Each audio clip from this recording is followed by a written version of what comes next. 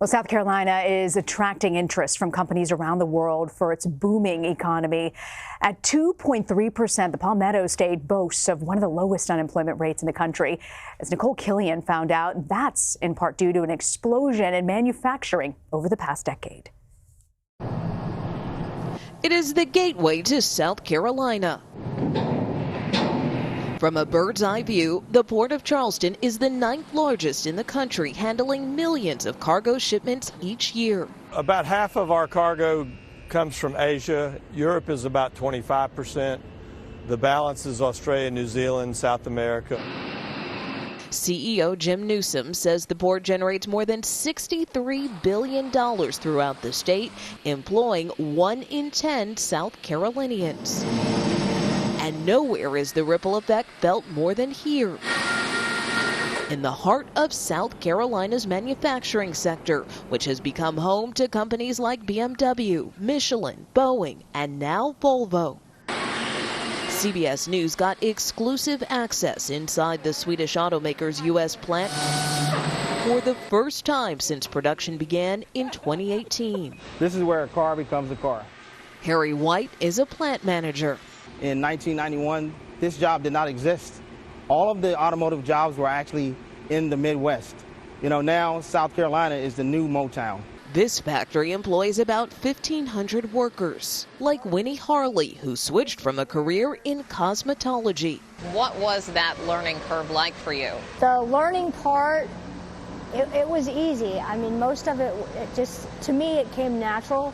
She went through a program called ManuFirst, one of a growing number of technical classes to train new workers. Okay, let's run it. And there are a lot of openings. About 60,000 jobs remain unfilled.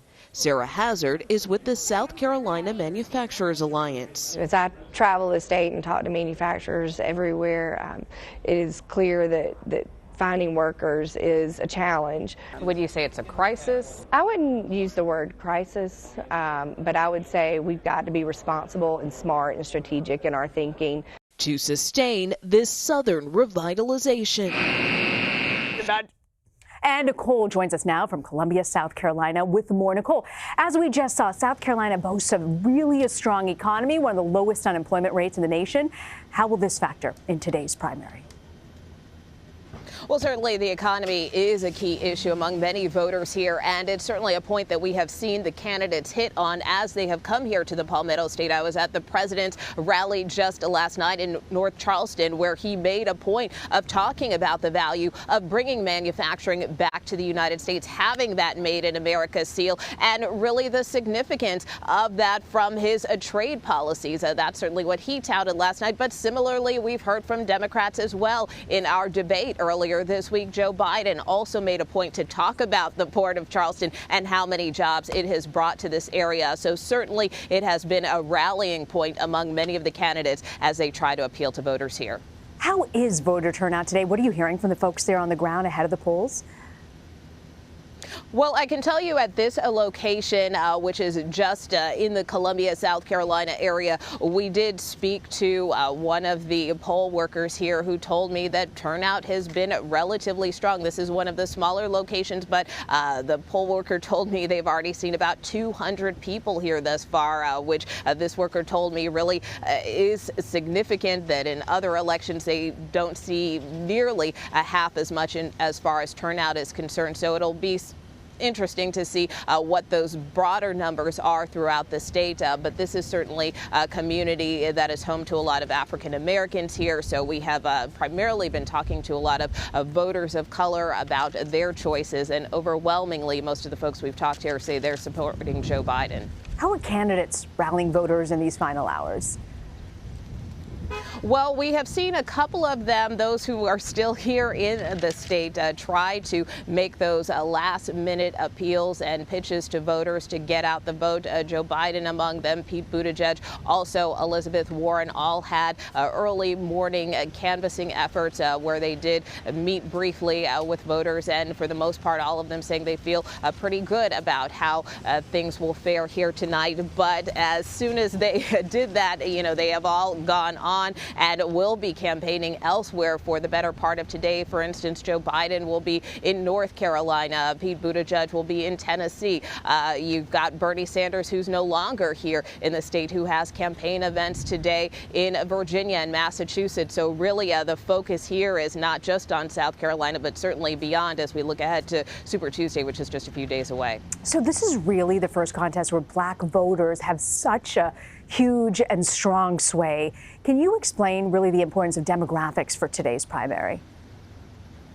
Absolutely. Well, I think one of the more fascinating parts of this state is, the African-American demographic. When you look at the numbers, African-Americans make up only about 27% of the population here, but they comprise 60% of Democratic voters in the state. And so that's why, for any Democrat, they simply cannot win without the black vote in this state. And so as far as retail politicking is concerned, that's why we have seen these candidates on the stump, going to African-American churches, going into the community, really trying to turn out that vote. And that's really, I think, the key thing we're going to have to watch as we look through the day, whether or not the turnout is strong among African-American voters, because that certainly can be a bellwether for the rest of the country as to whether or not these Democratic candidates are really exciting the African-American base. And that is something that is not lost upon these voters. I've been talking to them over the last couple of weeks, and some of them have told me, look, it really depends if we turn out. As I mentioned, this location, we've seen strong turnout, but that certainly will be a factor today. It's also important to note that there's actually no party registration in South Carolina, which means Republicans are free to vote in a Democratic contest. How do you think that could actually affect the outcome of today's primary?